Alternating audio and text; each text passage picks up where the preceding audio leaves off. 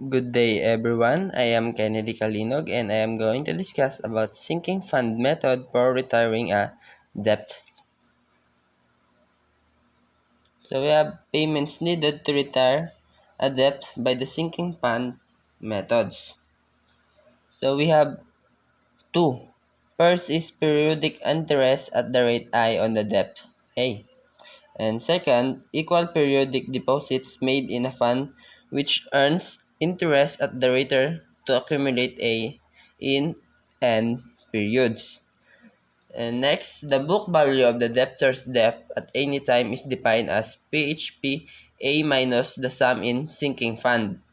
That is, the debtor K owes PHP A but has PHP S in his fund so that the net indebtedness in his bookkeeping is the quantity of PHPA minus PHPS is called the book value of the debt.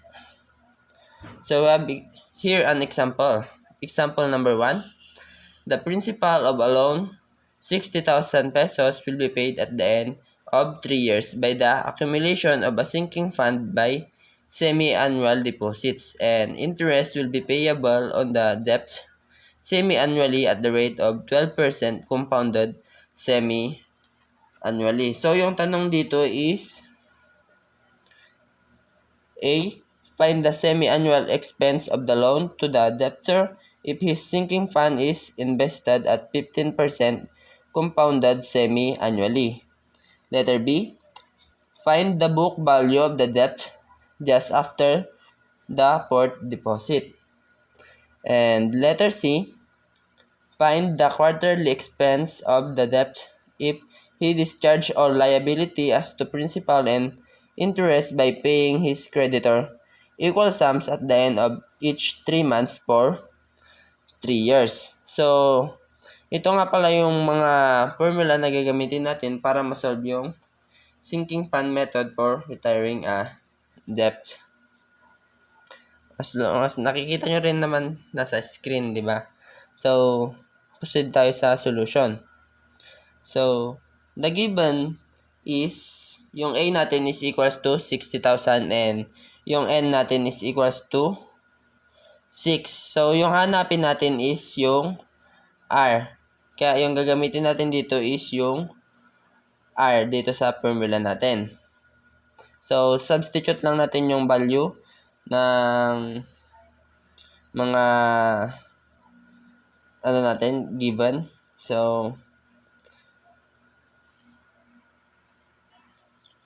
yung gagamitin nating formula dito sa letter A is yung R. Ito yung R.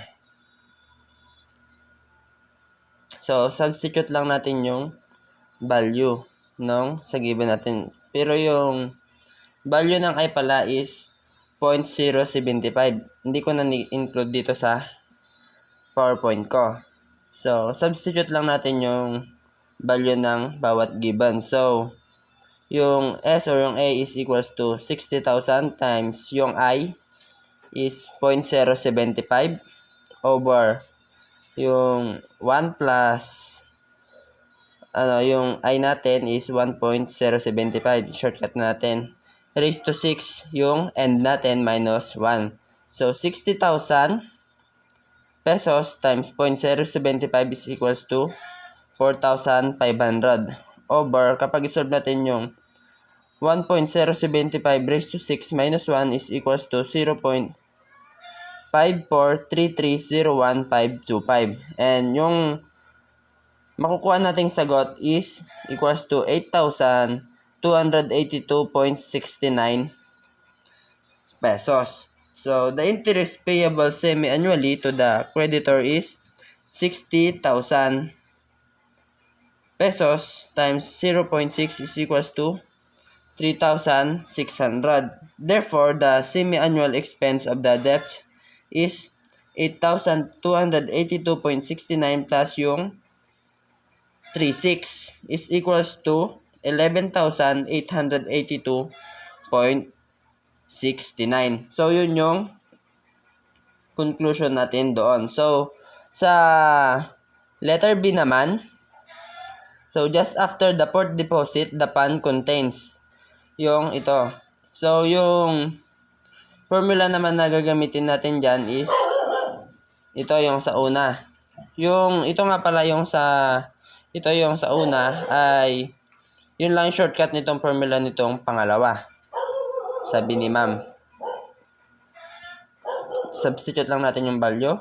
So, yung nakuha natin kanina, yung S is 8,282.69 times the quantity of 1.075 raised to 4. Kasi 4 na lang yung N natin ngayon. Minus 1 over 0.075 yung I natin. So, kapag sinolve natin yung 1.075 raised to 4 minus 1 over 0.075 is equals to 4.472921.875. So, ipagta-times lang natin yung 8,282.69 pesos sa 4.472921.875. So, yung makukuha nating sagot doon is 37,047.83.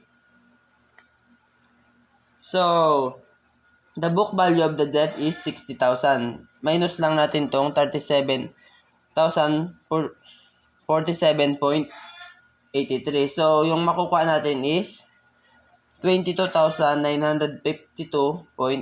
Hindi ko na in-include. Ano ko na lang. Kasi yun yung conclusion natin. So, sa letter C naman, ito yung gagamitin nating formula.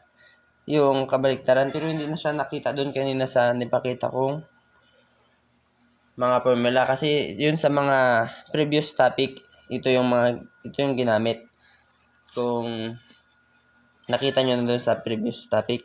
So, ito yung formula. R is equals to A times I over 1 minus 1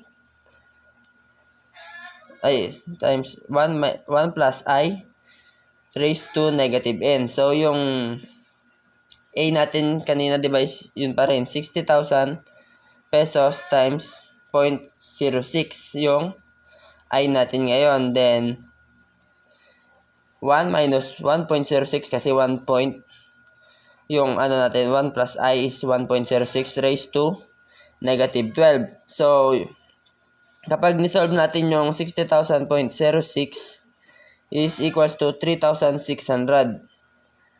pesos. And yung kapag nisolve din naman natin yung 1 minus 1.06 raised to 12 is equals to 0.50303636. So, yung R natin dyan is equals to 7,156.62.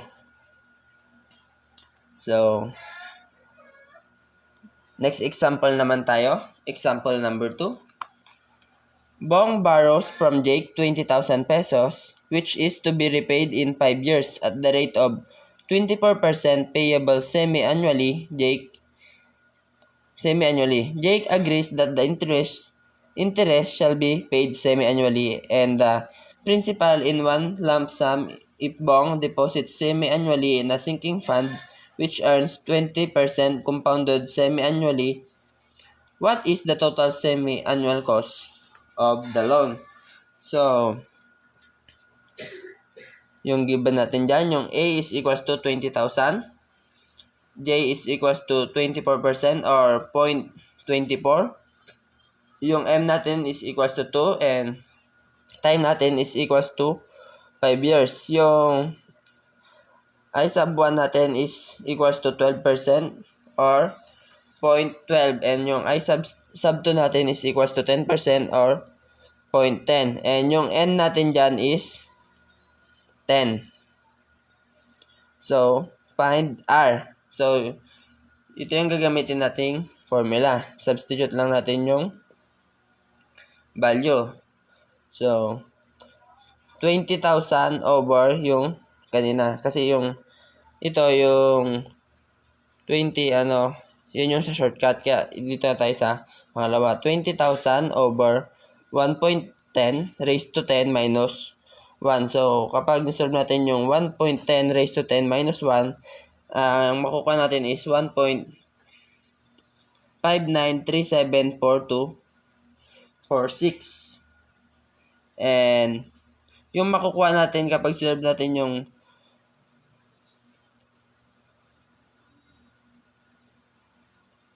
$2,000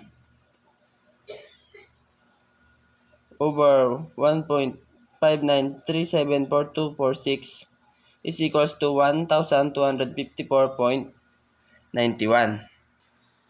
So, dito pala sa solusyon natin, kung matatanong nyo kung bakit naging 2,000 yung dito sa pangatlong natin is yung, di ba ita-times natin yung 20,000 sa 0.10, kaya makukuha natin is 2,000. So, yung magiging final answer natin dyan is 1,254.91.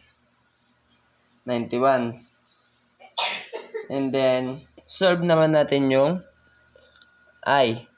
So, yung I natin is equals to 20,000 times yung 12% naman. Kaya, 0.12. So, 20,000 times 0.12 is equals to 2,400. So, yung cost of loan natin is equals to 2,400. I-plus lang natin yung nakuha natin dun sa R, which is 1,254.91.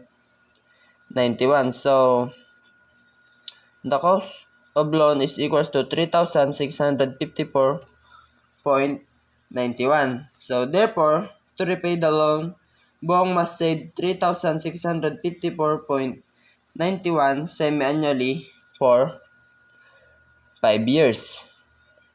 So, that's all, and I hope you learn. And that's all. Thank you.